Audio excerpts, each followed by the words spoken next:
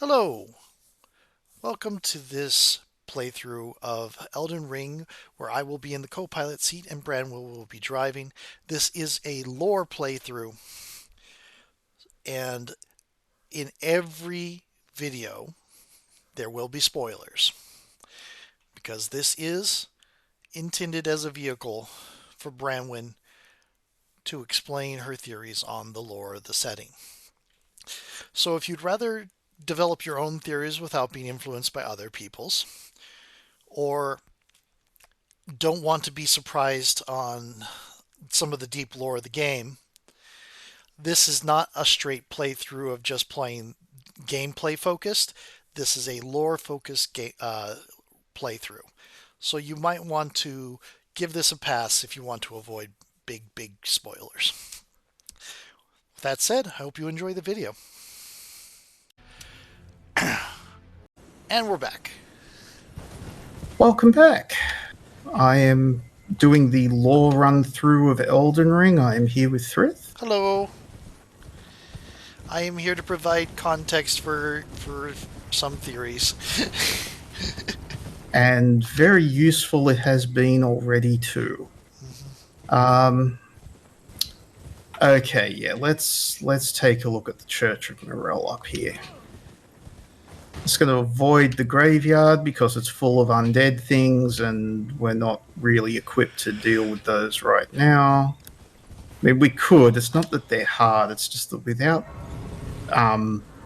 damage, without holy damage, it's a little annoying. So, yeah. It's a turtle. That's a turtle with a pope hat. Yeah. Why does the turtle have a pope hat? Because he's also a vendor. Okay. Okay, so things about this church. This is a very important church. You'll notice the blue and golden flowers growing together here. Yeah.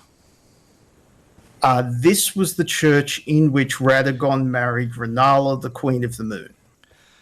Okay.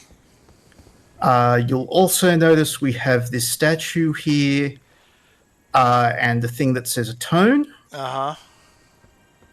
When we get some celestial dew, if we accidentally piss off one of the NPCs and they stop talking to us, we can come here and atone for our sins and reset their quest line. Okay, I see. Reset from the beginning? You have to start over? Or from last completed? From last completed. So Okay. yeah, golden sewing needle. When we start getting demigod clothing, we can alter it with those things. Okay. So Muriel, so this character will tell us a bit about that, and then behind we have this statue here. Mm-hmm. This is interesting because this is a statue of Velka from the Dark Souls franchise. Right. Which is the goddess who records sin. Who records and forgives sin. So, you in the Dark Souls series, you can go and atone for the same sorts of, like, for pissing off NPCs and, getting them to talk to you again. Mm-hmm. Exactly the same setup as we have here. But with Velka's statue instead. Yes, with Velka's statue instead of this statue of a Swordstress? Nox Swordstress. Yes. I was wondering if it was the same. And then we have the statues of Radagon with torches. Mm-hmm. Which this whole setup reminds me of the plinth that we saw earlier with the figures on. It was like in several lines of like different ages, you said, but it was the same image several times in a row. Yes. Yeah. Yeah, so what I think this is alluding to is the other thing that Radagon is known for, and we'll be getting into a lot more, is the use of thorn sorceries. Hmm. Uh, uh, which are used in the punishment of sinners. Rather than the forgiveness of. Interesting. Yes. Marika, you'll notice, could be a linguistic drift of Velka. Yeah. Okay, I can see that. Um, so yeah, let's talk to this guy for a bit. Tarnished, aren't you? I welcome you to the Church of Vows. I am Miriam, steward of this sacred chamber. My apologies for the unseemly state of affairs. Do you know the origin of this place? How it came to be known as the Church of Vows? Well, that is a shame. But who can blame you? The shattering has caused us, all of us, to lose sight of something very dear. It is here, at the Church of Vows, that the great houses of the Erd Tree and the Moon were joined by the matrimonial bond between red-haired Radagon and Renala of the Full Moon. And so our church holds in view the monuments of both houses, the Erd Tree of the capital and the Academy of Rea Lucaria. Oh, was there something you needed? You are free to show yourself around. I would serve as your guide, only my legs aren't what they used to be. If you find anything of use, you are free to take it with you. Unless, perhaps, you are in search of instruction, in which case I will share all that I know. Is he a faith vendor? Faith and sorcery. Interesting. We can bring him books as well to expand his repertoire. We can talk to him about Radagon a bit. We might do that later. Okay. Yeah, so why is there a giant turtle in a Pope hat who possibly officiated the wedding of the king and the two most important king and queens in the in this world? You know, that kind of reminds me of the marriages between the Valner and the Acer. Oh, yes, very much so. That's Norse mythology. Yes. For anyone listening. Yeah, the Acer are who people know of as the Norse gods. Realistically, they are one tribe of Norse gods. The Vanir is another one, and I don't know Norse nearly as well as I know other things. You could rationalize Jotun are kind of a similar tribe, but they're generally not considered that. So, yeah. Despite the fact that a lot of intermixing between Jotun and Vanir and Acer goes on, like Thor's mother is Jotun. Yep. Jotun being giants. Yes. Though, from what we understand, they are not necessarily giant in stature as so much as giant in appetite or ambition. But anyway, the Vanir and the Acer were at war for a while, and then they came to a peace, and they traded some of their members for marriage. And I think Freya and Freyr were the Vanir that joined the Aesir. And I can't remember who joined the Vanir. Go on. There is a lot of that sort of thing that goes on in Dark Souls as well as this. So Guinevere in particular, the daughter of Gwyn, is married off to king after king and like god after god. Oh dear. And she has a whole bunch of children, and they all die Oh joy. horribly. Oh wow. Uh, She should get together which, with Lucretia of Borgia. oh yeah. Now this is also important because Guinevere, I think Guinevere is Marika,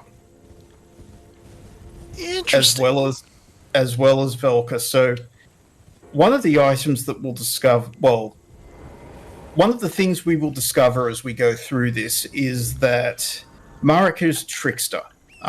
She does a lot of illusions and changing form and stuff like that. Okay. So she has the ability to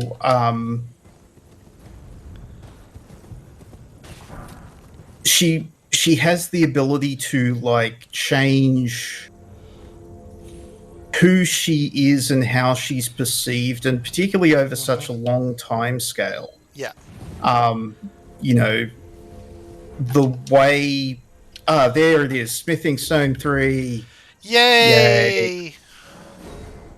Yeah. So Are those random drops? no. It's just I haven't memorized every single location of every drop is all. Got it. Um You were talking about Marika being a trickster and shapeshifter, kind of Odin and Loki-ish. Oh yeah, very much so.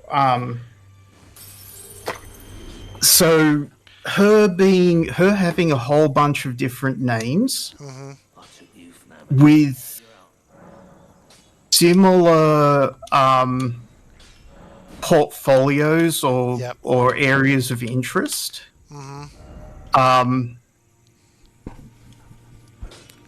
Is plausible. Okay. Marika also wanting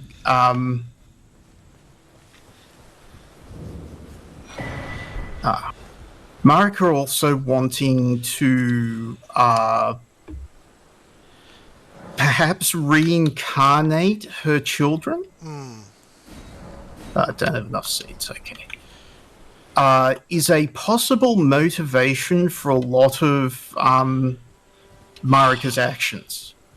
She's trying to bring back the children that she lost because Gwen being Gwen.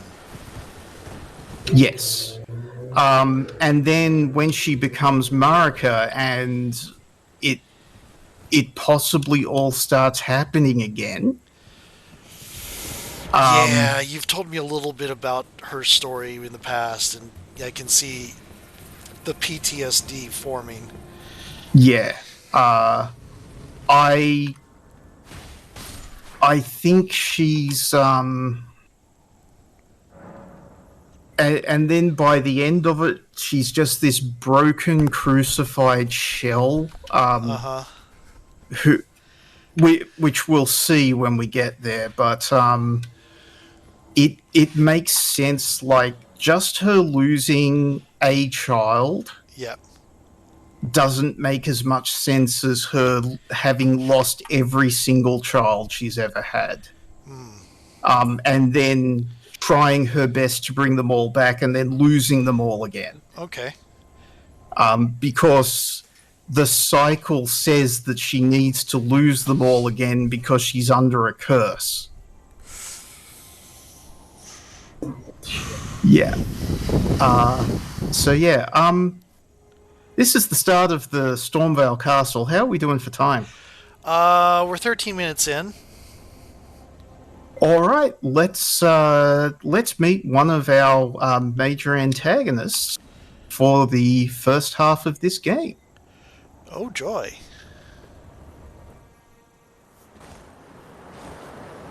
Foul tarnished, in search of the Elden Ring. Emboldened by the flame of ambition.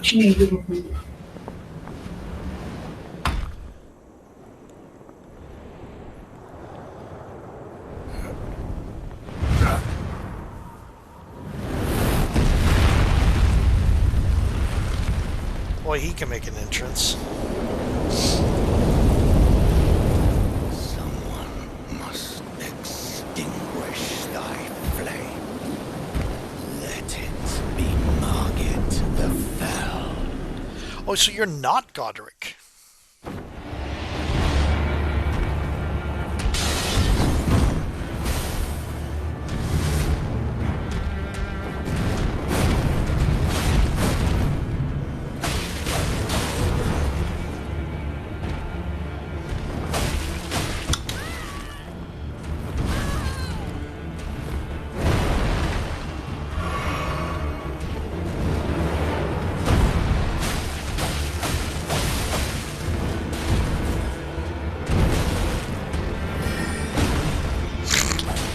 Hey, sorcerer, stop standing in the melee. Thou art of passing skill. Warrior blood must truly guard thy veins.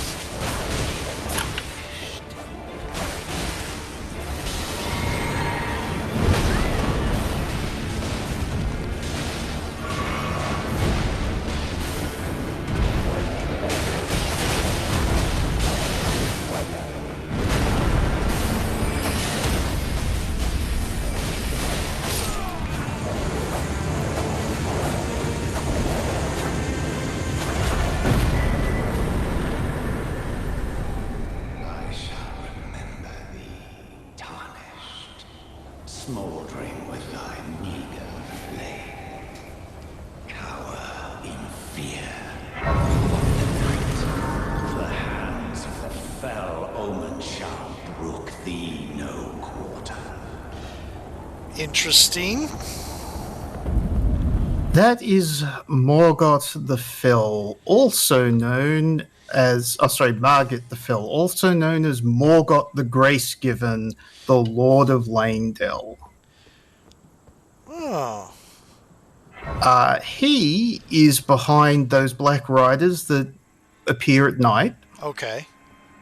and his whole thing is trying to prevent people from trying to prevent Tarnish from claiming the Elden Ring. Got it, got it, got it.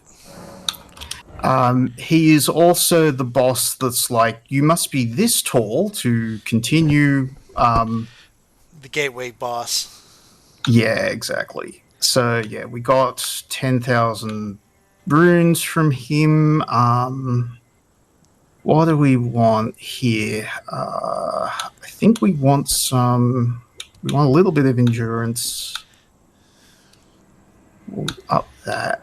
We'll have to start upping faith at some point when we want when we want more incantations. Oh, hey mate, what's? You're tarnished, aren't you? I would advise against taking the main gate into the castle. It's tightly guarded by hardened old hands. Oh, try the opening right here. The guards don't know about it. That You'll seems breach shady. the castle undetected. Yes, that's the spirit. I'm a shady person. Just the kind of tarnish that I like. I pray for your success. Yeah, so he sneaks in behind us as we go. And if we die, he steals some of our runes. Oh, lovely. Yeah, until we get to until we get to a certain bonfire, basically. So you were talking about the cycle and the curse on Guinevere and Yeah.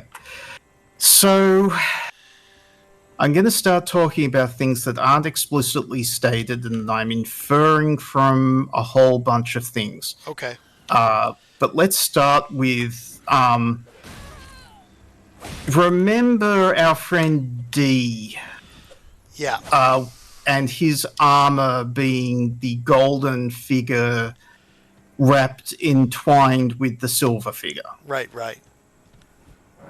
So from what I can tell, when an Empyrean is born or created, Right. I can't do the next bit while I'm talking about this. Right. When an Empyrean is born or created, you get the Empyrean and their twin. Okay. The Empyrean has a second alternate aspect, which is probably the opposite gender. Like they're two people in the same body, and they can switch between male and female aspects. Interesting. The twin doesn't switch between male and female aspects.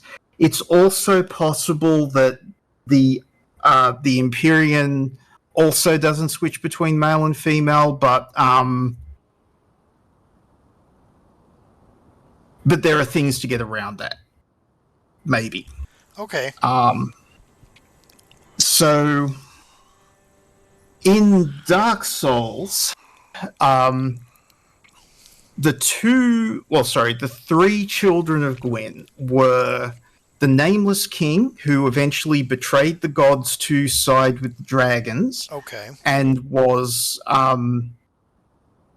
kicked out, was exiled. Then you have Guinevere and Gwyndolin. Guinevere was the goddess of sunlight, and Gwyndolin was the dark moon. Okay. Gwyndolin was born male, but with a high affinity for lunar magic. Okay. Because of that, he was raised female. Because lunar affinity people are supposed to be femme. Got it. To facilitate that, they gave him a ring of reversal. When you use the ring of when your character uses the ring of reversal in game, it doesn't change your character model. But you gain the walk cycle and animations of the feminine character model. I personally think that when Gwyndolin uses it, it's a full gender reversal. Huh. Because if you look at Gwendolin's model, that's definitely a feminine figure. Now, Gwendolin's whole story is being like pale and sickly and having snakes instead of feet. Okay. That's interesting. Yeah. So, and this is sort of in Dark Souls 3, there is a similar sort of dynamic going on with two brothers, like twin brothers, one of which was strong and was the hope of the family to become king and continue on and everything, and a weaker one who was destined to be sacrificed to the first flame, to link the first flame and continue the Age of Fire. And both of them told the family to bugger off and refuse to link the first flame. Got it. And the strong one looked after the weaker brother, and they, loved each other, and, they weren't about to, do any of that. They were Guinevere's children. So something terrible happened to them. Well, uh, yeah, the main character of Dark Souls 3 comes along and like kills them and then takes their heads so that their souls can be used to link the first flame. Oh joy! So we can get there in order to snuff it out. Finally. So, it comes good in the end. But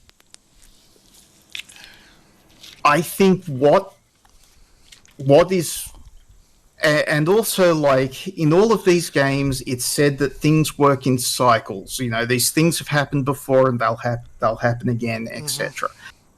I think my theory or supposition is that Guinevere and Gwyndolin were twins. Okay. And Guinevere was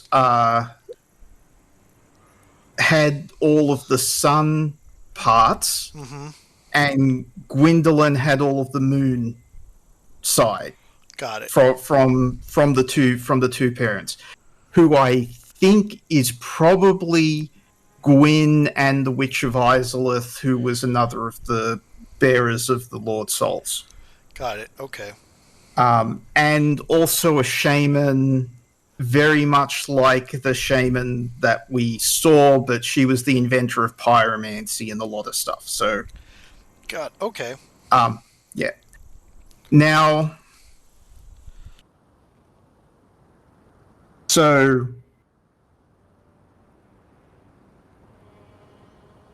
if that's like Gwyndolin met a bad end, and we'll talk about that a bit later, but the sort of central idea that like Gwyndolin and Guinevere were two halves of a single person that shares a soul, like D&D's brother. Okay. Now, also, this is never explicitly stated, but if Guinevere is the goddess of sunlight, but moon magic is coded feminine, that would mean that sunlight is coded masculine. Makes sense. So there's the question of why isn't Guinevere male? Like, why weren't they raised as a man and given a gender reversal ring of their own and all of that? And I don't think it's expressly stated, just because, the Elden Ring and Dark Souls and everything is about all of this being, obscure. But I think she was. And I think her masculine side was the Nameless King. Okay. And the reason, like, back when, because the Nameless King was around during the War of the Gods, right, and he was the heir to Gwyn's throne. When Gwyn went to link the flame, he stepped into the role and then later betrayed the gods by joining with the dragons. Right. Because the dragons had been defeated but not eradicated. Okay. And then he was exiled after that. And Guinevere has this particular thing of also disappearing all the time. To go places, and then she shows up, as the queen of another foreign kingdom, and has like a whole bunch of children for this other royal family. Okay. So yeah, I think the other thing with the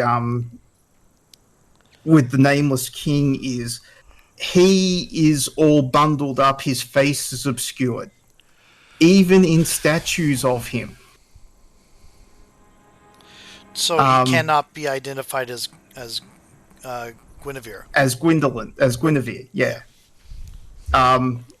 So that's kind of what I think is going on, and all of that is also kind of important because we are about to encounter.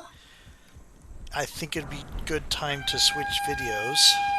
Just after this bit.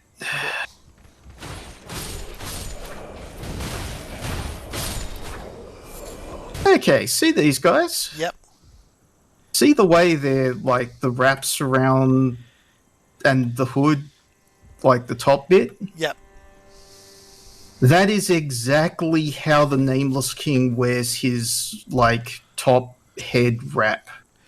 Interesting. Thing. Okay. And these guys are called exiles. Very interesting in that context. Yes. So yeah, should we switch videos? Yep, because we're butting up against 30 minutes, so be right back.